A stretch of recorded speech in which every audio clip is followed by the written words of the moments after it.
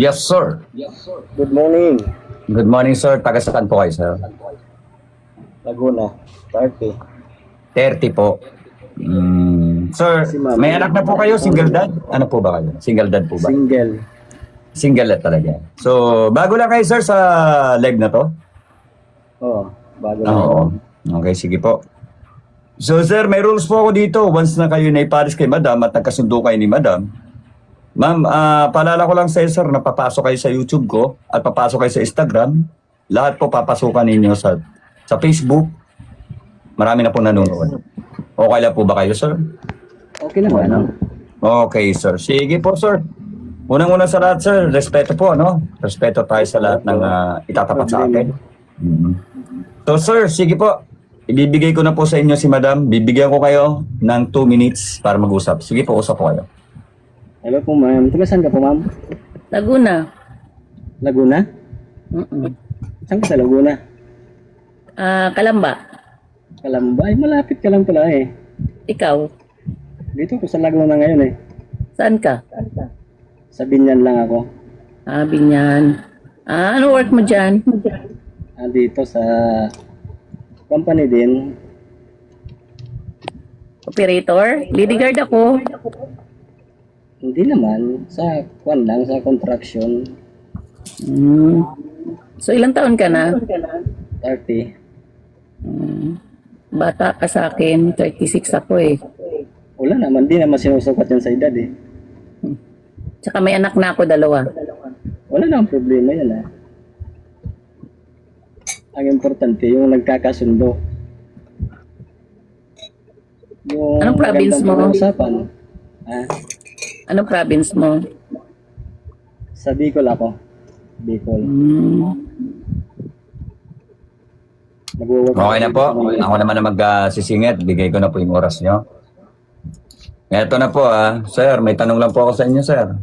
Pwede po? Okay lang? Sige po. Sir, tama po yung sinabi nyo na wala naman po sa edad yan. Kung talaga naghahanap tayo ng makakausap at makakasama natin sa buhay, kahit na may anak pa po yung may tatapat sa atin, hindi naman po ligid sa kalaman natin, lahat po tayo dito ay pumapasok sa mga single mom kasi lahat po sila ay naghahanap lang po ng mga katawang sa buhay. Ibig sabihin, yung re-respeto sa pangalawang pagkakataon na igagalang yung pagkataon nila at pagkababae nila, no? Oh, So, sir, prangkahan, sir. Diretsuhan na tayo ng salita, sir. Sir, kung sakali mapapagbigyan tayo ni madam na makausap in private, pwede po bang irespeto natin at may bibigay po ba natin yung respeto na hinihiling ni madam? oo Kung sakali. naman. Wala namang problema. Yes. Oy, shoutout po kay Mine. Hello kay Mine, kay EJ. Hello, shoutout. Ohio. So, sa madaling salita, sir, interesado kayo kay madam. Interesante po. Okay. Oo. So, ma'am, may tanong na po ako sa inyo, ma'am. Pwede po bang sumubok sa inyo si sir kung sakali? Pwede po ba subukan kayo na makausap in private? Kung may problema man po, andito lang po ako at pwede nyo akong i-message na malaman natin kung ano ang nangyari. Ano kasi medyo bata pa siya sa akin. Wala namang problema yun, ma'am. Kahit na bata siya, kung marunong na po siya pumasok sa obligasyon, na alam niya may papasukin na siyang obligasyon. Kasi unang-unang sa lahat dito, lagi kong pinapaalala, wala po sa edad. Wala po sa edad na pinag-uusapan dito kung paano ka rirespetohin kahit bata pa siya. Kung paano siya pumasok.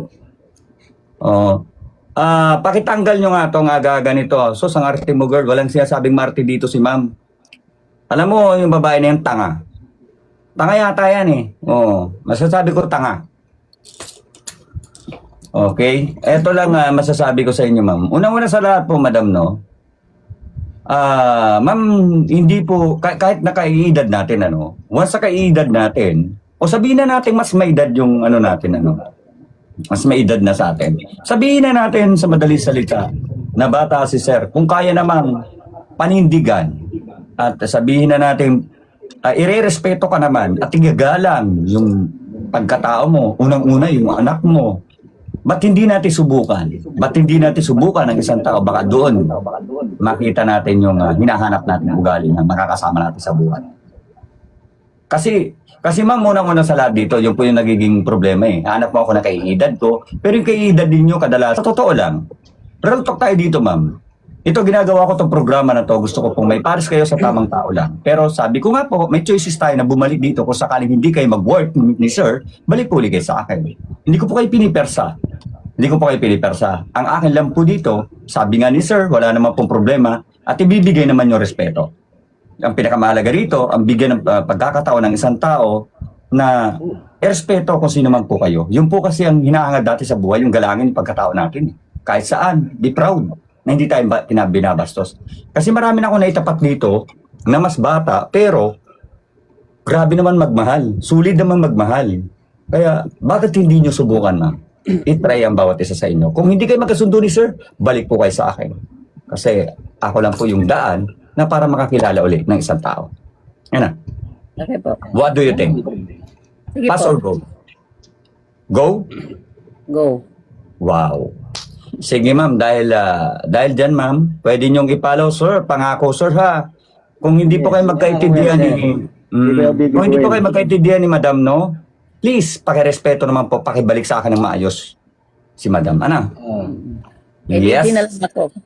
Oh, yan. Maraming salamat sa iyo sir, i-follow nyo ang bawat isa sa inyo at sana po ay maging maganda pag-uusap ninyong dalawa.